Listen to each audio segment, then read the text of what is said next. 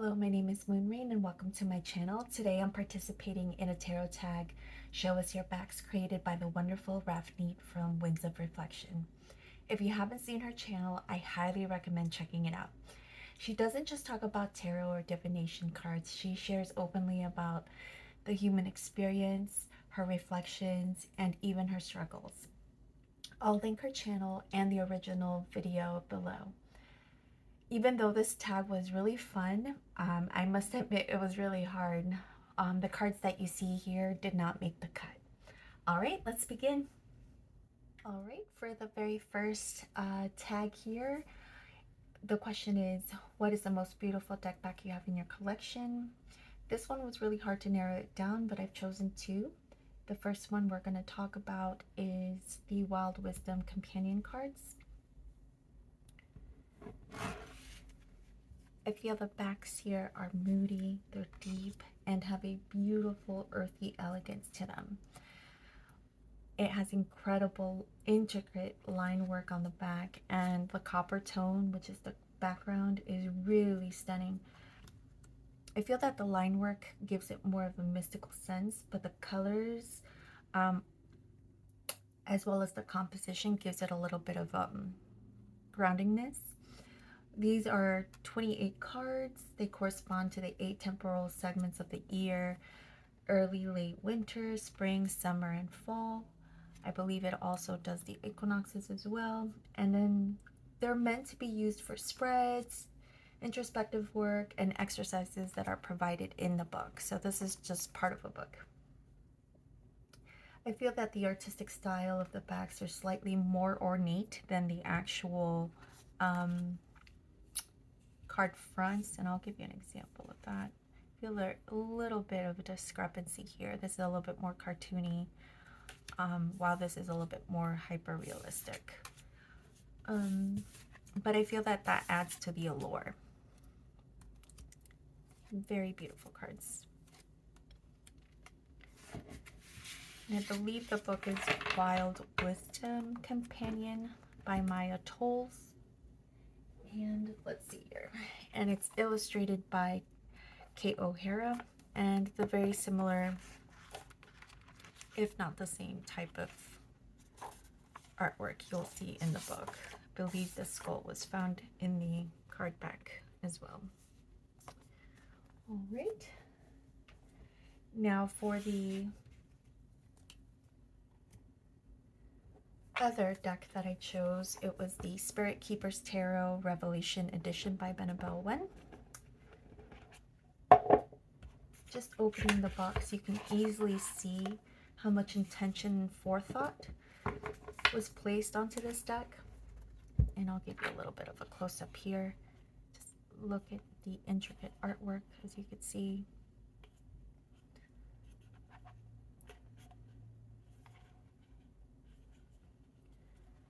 Alright, and the same intention is brought into every piece of this deck and box.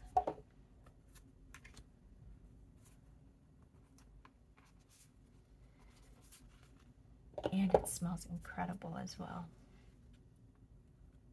Okay, so these are the backs to the deck.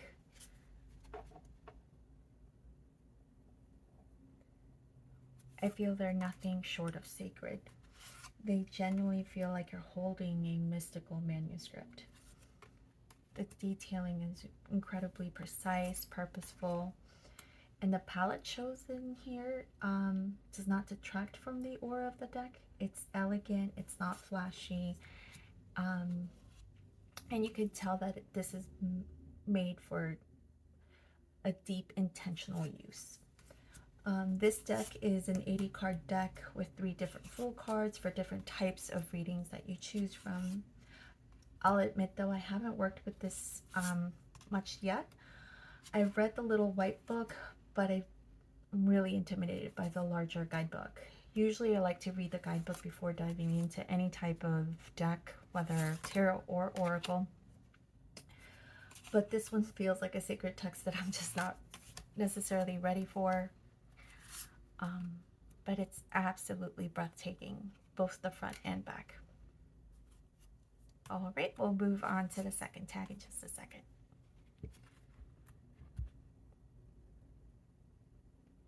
All right, for tag question number 2, which card back would I choose for wallpaper or fabric? For fabric, I chose Tarote Carlotides by Carlota. Can't remember her last name and I don't see it here.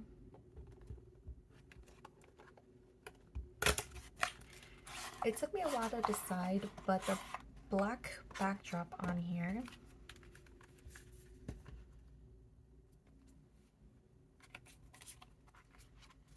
with the delicate floral burst feel really whimsical and striking. I can totally imagine this pattern on a skirt or a blouse. The deck itself blends cultures, fairy tales, and pop iconography in a way that just somehow works. It's very cohesive. That also looks like the movie Midsummer, if I'm not mistaken.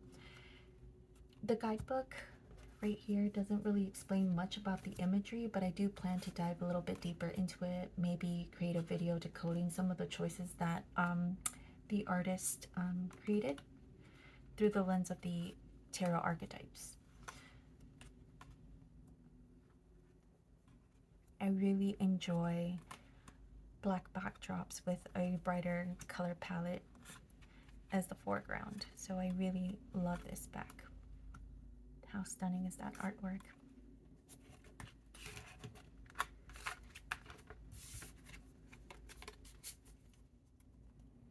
Now regarding the wallpaper, I would go with Pagan Otherworlds deck backs. As you can see here, the gold detailing against the navy blue creates a stunning dark academia vibe. It's luxurious, it's sophisticated, and just, to me, it looks truly magical. I recently backed both the Via and Pax Tarot on Kickstarter. I believe it's by Cara Marie Cruz, which has a similar rotating or repeating motif. But because of the lighter color palette that she chose, it evokes us more of a softer and more ethereal feeling than the Pagan Otherworlds. But it's still very similar to this. Yeah, it's pretty stunning. Okay, well, this is my pick for wallpaper. I think it would make a great choice for a library, a work room, or even a living room. Okay, and now we'll move on to tag question number 3.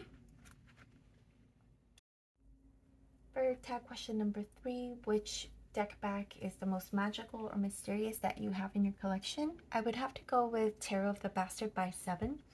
It looks like something you would find tucked away in an attic. It's warm, it's haunted, and maybe full of forgotten creepy stories. It has this old world feel, mysterious energy, and I believe that's from the very fate spider web here with the spider and the snake coiled around the edges. The deck itself is a blend of systems, mainly from RWS, Attila, Soprafina, and other vintage decks that you might have seen in other collections.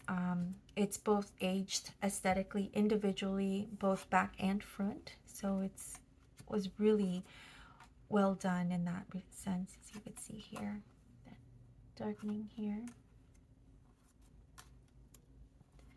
I really love working with this deck, and I just love how it's colored as well, both back and front. All right, so that's Tarot of the Bastard by 7. We'll move on to tag question number 4 in just a bit. For tag question number 4, which deck back would you put on a journal? For that question, I would go with the Antiquarian Tarot by Marie Bento. I feel that the deck back gives you a faux leather antique journal energy, kind of like the one I have here. It has a vintage mystical look, and I think it pairs really well with maybe handwritten thoughts, maybe some pressed flowers inside the journal, or even tucked away recipes. It's just absolutely beautiful. The deck itself is a collage of pictures as well as artwork, as you could see here. And it leans towards more about through the Hermetic tradition, as well as principles found in the Paul Foster case, specifically in regards to color theory.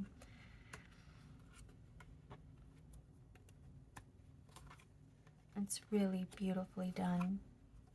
Sorry, I feel like all my cards are backwards here, but definitely, can't you see this into a journal? Would be beautiful. All right, we'll move on to tag question number 5. All right, for tag question number 5, which deck back would you use as a tote bag? And I originally went with this deck back. That would be from the Green Witches Oracle deck, illustrated by Sarah Richards, and the author is Erin Murphy Hiscock. Can you tell I really like black backdrops with floral accents? I think it's beautiful. It's rich, very vibrant. It gives a botanical feel that I feel would be great to use for like farmers markets, picking up some fruits and vegetables, finding a good bargain. But as I was going over my choices, because I had all my decks on a large table, and my partner, when he saw it, he actually picked a different deck altogether for this one. We had similar taste in some of them, but this one, he made a really great point. And this is the Woodland Wardens by Jessica Rue. And he really liked the back of these and said it would make a better tote bag here. For this one, I feel it's a more muted palette here. It's definitely on the warmer side of colors. It's got a deep olive green, and the floral accents as well as the leaves are more of like a beigey golden look. I think I have it on reverse here. I believe it's stunning as well, and I think he's right. This makes a better tote bag than my original choice for sure. All right, so this is the Woodland Wardens for the tote bag. I would pick his choice as well. All right, let's move on to tag question number 6. All right, for tag question number 6, which deck back instantly calms you? For that, I would go with the Sacred Self-Care Oracle by Jill Pyle and illustrations by Tatiana Vendequina. I feel like the soft lavender tones and the minimal design and just very clean aesthetic, clean imagery makes me pause and take a breath. I think I've subconsciously trained myself to slow down whenever I pick this up. This deck is designed to guide you back into your body and your needs, whether physical or emotional or even spiritual. It's a gentle reminder to check in. And it's been a part of my me time ritual, so that's why I feel like it's more of a subconscious or Pavlovian type of response because it makes me calm down when I see it. It's beautifully illustrated, very vibrant colors, but somehow a little subdued in a sense. I'm not sure how to describe that. But the backs, they're just beautiful, very understated, minimal, but they really do help you just feel calm when you look at them. So that would be the Self-Care Oracle as my number 6. All right, let's move on to number 7. All right, for Tap question number 7, a deck that feels like a portal. For that, I chose the Book of Doors Divination deck by Anton Veggie and Allison Davidson.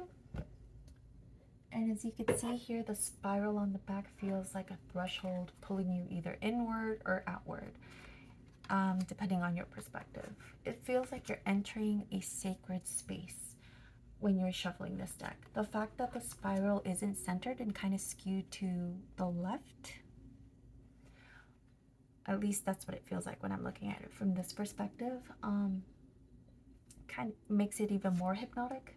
The deck doesn't just feel like divination, it feels like remembering, like you're accessing something ancient and wise that always lived within us. I believe this artwork, both the front and the back, is absolutely stunning. I only wish that this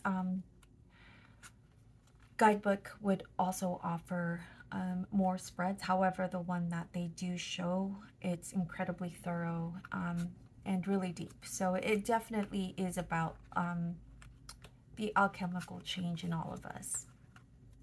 And how stunning would this look with these scarab stones that I recently bought?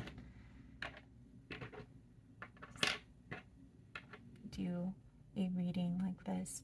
Absolutely beautiful. I also have different colors scarab stones as well. I bought this from a Etsy seller, and she custom makes them for you with different color choices, as well as glitter options and things like that. And this one is translucent, and the other one's a little bit more opaque in color, but they're both stunning. All right, so let's move on to question number 8, or yes, 8. So for a deck back that you would gift based just on looks alone, initially I thought of the Rider-Waite playing card deck. It's your typical Rider-Waite in the front, as you can see here, but the back is a little different. It has floral line work here. It's both ornate, it's pretty, and it could easily pass as a standard playing card deck. But the one that truly won me over as I kept debating, because I'm telling you this tag was pretty hard, I would have to go with Angels and Ancestors by Kyle Gray, and I'll show you that in just a little bit.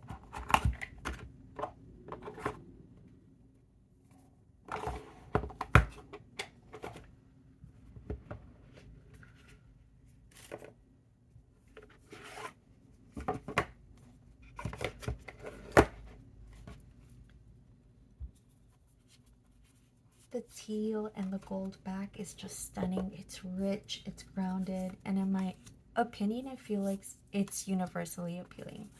It's the kind of deck that instantly, I feel it's definitely giftable, especially for someone who's drawn to earthy but luxurious rich colors. As you can see here from the art, both the front and back have a very luxurious feel. I've been wanting to color maybe a gold, or yeah, mostly a gold or teal look on the sides, but I'm not sure just yet. But this is a very beautifully colored deck for sure, and the artwork is just so stunning. So that is Kyle Gray's Angel and Ancestors Oracle cards. And we'll go to top question 9. Alright, for the most surprising deck back, I would have to go with Loteria Remedios Oracle by Selena Gomez. I feel the deck back really surprised me. The front of the cards, which I'm going to show you just now, as you can see, they're bright, they're symbolic, they're colorful, they're full of emotion and that folkloric energy that you would expect from Loteria. But then when you turn them over,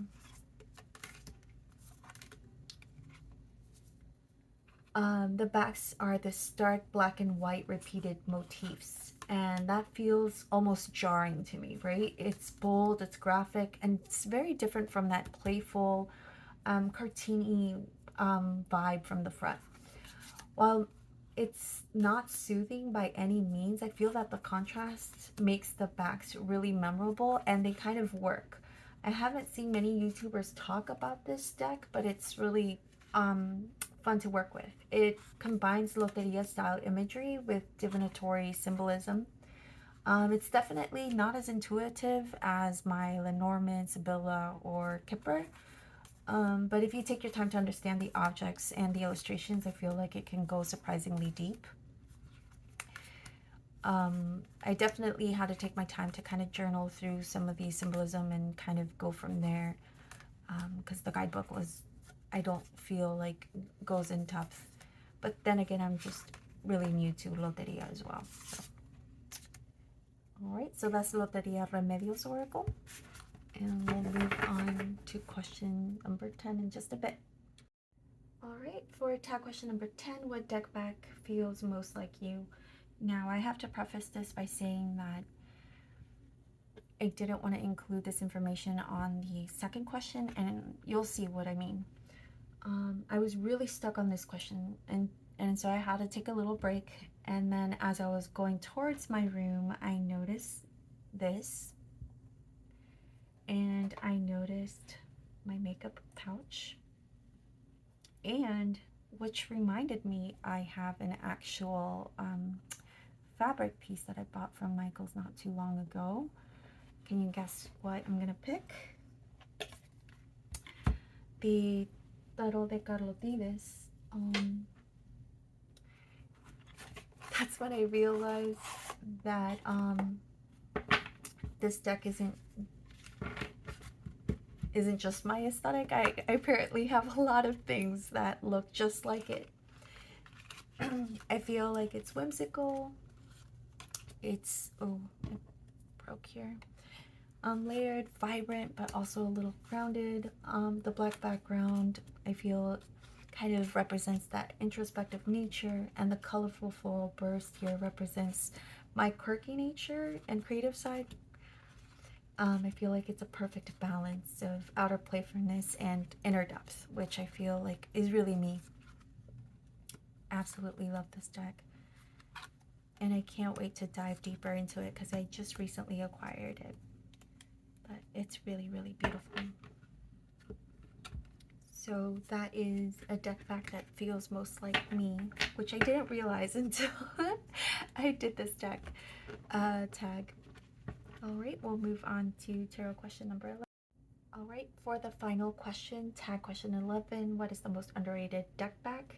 I would have to go with the Lover's Pathway Oracle. I feel like it's simple, but there's a quiet strength to it. The muted red feels regal and warm. Had it been a little bit more yellow, I feel it would be too loud and it wouldn't have that same impact that it does currently. If it's trimmed, the effect I feel would be even more powerful. The back of this just reminds me of the Emperor card. It's composed, it's direct, and it commands presence. And there's no need for excess. I've been debating whether to trim mine just to make it have that more impactful presence, but I'm still gathering the courage to do so. But this is just a beautiful back. I really, really love it. It's quite large as well, so I think I should trim it. Alright, so that would be the Lover's Path Tarot by Chris Wilder. Thank you so much for joining me today for this tarot tag. I hope you enjoyed exploring these beautiful card backs and getting a little peek into my tasting collection. If you resonated with any of these, or if you have favorites of your own, I'd love to hear about them in the comments below. And please do not forget to check out Ravni's original video and channel. I'll have them linked both in the description. And Ravni, thank you again for creating such a thoughtful and beautiful tag. It's been really fun, but hard to participate. All right. Thank you again for watching. Until next time, please take care.